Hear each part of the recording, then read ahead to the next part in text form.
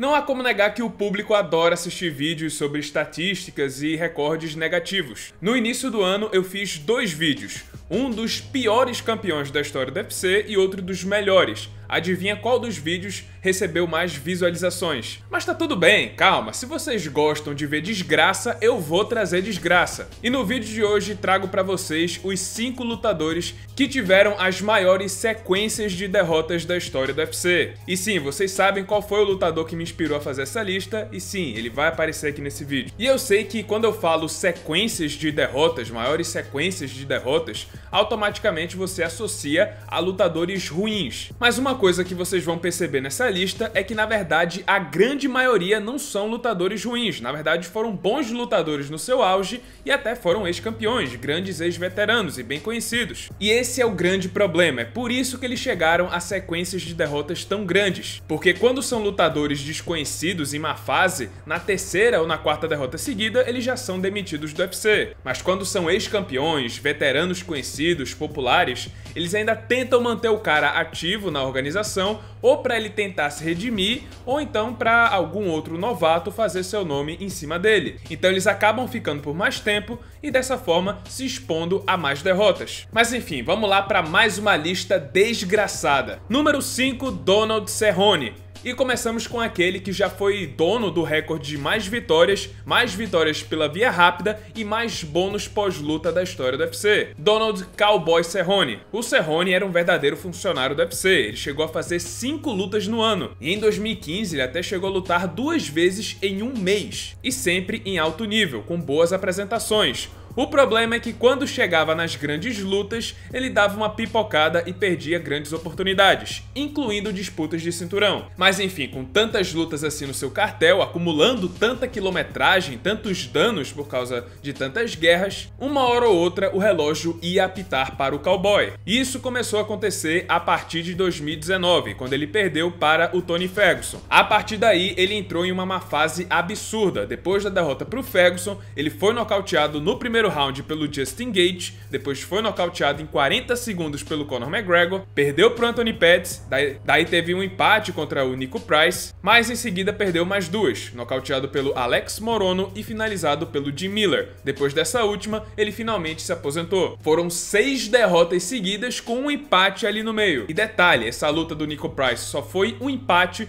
porque o Price perdeu um ponto, senão teria sido a 7ª derrota. Número 4, Tony Ferguson. Sim, chegamos na parte que me inspirou a fazer essa lista, e pra mim a parte mais triste. Vamos falar do Tony Ferguson, ex-campeão interino dos leves e o famoso bicho-papão. De 2013 até 2020, o Ferguson aterrorizou a categoria dos leves. Ele emplacou 12 vitórias seguidas, a 2ª maior série da categoria, atrás apenas do Khabib. Mas a partir de maio de 2020, depois que ele sofreu aquela traumática derrota para o Justin Gaethje, que eu inclusive já falei em um vídeo aqui no canal, o El Cucuy nunca mais foi o mesmo. Depois dessa derrota, ele foi dominado pelo Charles do Bronx, pelo Beneil Dariush, depois foi nocauteado pelo Michael Chandler e finalizado pelo Nate Diaz e recentemente pelo Bobby Green, totalizando 6 derrotas seguidas, sem empate ou sem no contest no meio. E o pior de tudo é que o Ferguson parece estar em estado de negação eterna. Ele sempre arranja uma desculpa, aponta algum problema externo ou interno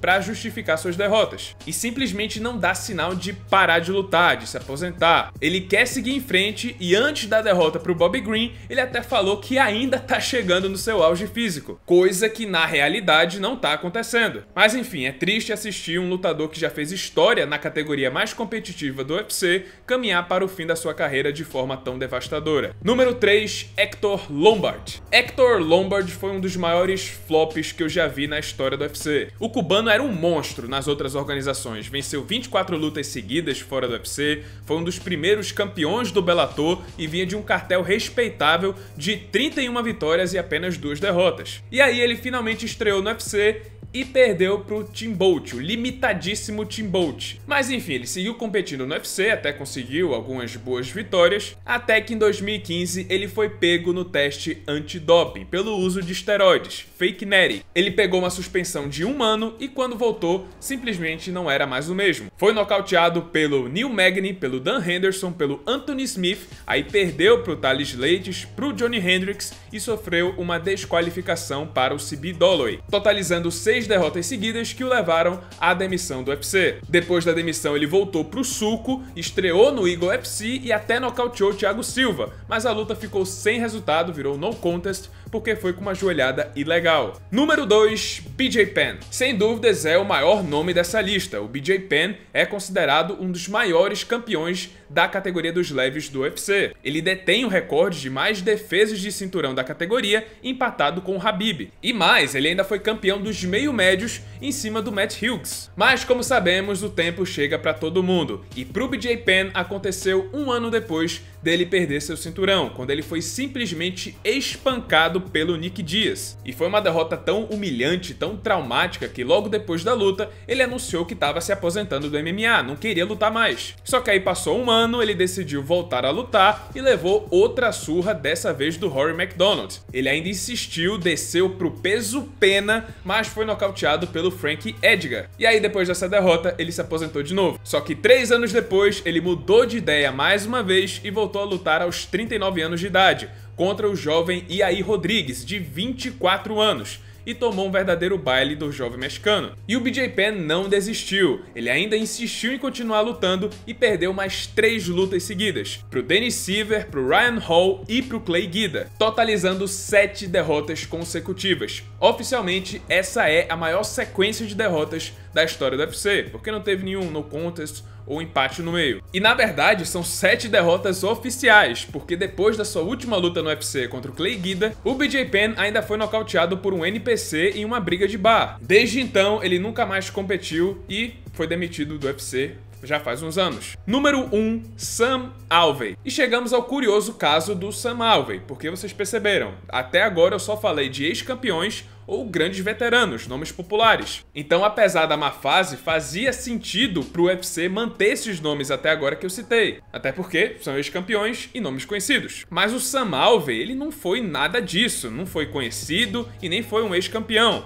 Ele nem sequer foi ranqueado no UFC. E mesmo assim, ele ficou tempo o suficiente para perder 8 lutas seguidas. Na verdade, foram 4 derrotas seguidas pro Minotauro, pro Jamie Cruz, pro Klidson Abreu e pro Ryan Spann. Aí depois teve um empate nesse meio e mais 4 derrotas seguidas, totalizando 8 derrotas e um empate. E só depois dessa fase abominável ele foi demitido do UFC. E até hoje ninguém sabe por que o Dana White manteve ele lá por tanto tempo. Ele só não rouba o trono do BJ Penn porque nessa série de derrotas teve um empate ali no meio, mas ele ainda detém a pior série da história do UFC. Foram 9 lutas sem vencer. Mas se serve de consolo, depois que ele foi demitido, ele voltou a competir, agora no peso pesado, e conseguiu quebrar essa má fase. E é isso, pessoal, esse foi o vídeo, espero que tenham gostado. Se você gostou, deixa seu like, se inscreve no canal, já ativando o sininho das notificações para não perder o próximo conteúdo. E é isso, muito obrigado por terem assistido e até a próxima.